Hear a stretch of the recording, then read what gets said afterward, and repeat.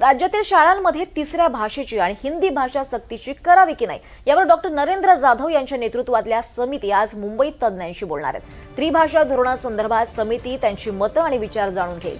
यात सामान्य नागरिकांपासून ते भाषा तज्ज्ञ, विचारवंत, राजकीय नेते आणि त्यासोबतच शिक्षक संघटनांचे प्रतिनिधी, पालक आणि आंदोलनकर्ते अशा एकूण 300 लोकांचा यात सहभाग असणार आहे। डॉक्टर नरेंद्र जाधव यांच्या नेतृत्वातील समितीनं गेल्या काही महिन्यात राज्यभर फिरून लोकांच्या मतांचा आढावा घेतलाय। त्यामुळे त्रिभाषा धोरण समितीची ही बैठक होणार आहे। डॉक्टर नरेंद्र जाधव समिती तज्ज्ञांशी संवाद साधतील। 300 तज्ज्ञ या 300 तज्ज्ञांशी समिती संवाद साधेल। यामध्ये अनेक नेते, शिक्षक, शाळा संघटना, पालक यांचा सुद्धा समावेश आहे। त्रिभाषा धोरणासंदर्भात समिती त्यांची मतं आणि विचार जाणून घेईल। तर यामध्ये अक्षरशः सामान्य नागरिकांपासून ते भाषा तज्ज्ञ, विचारवंत, राजकीय नेते सुद्धा सामील असतील, पालक सुद्धा असतील, त्यासोबतच शिक्षक संघटनांचे प्रतिनिधी सुद्धा सामील असतील।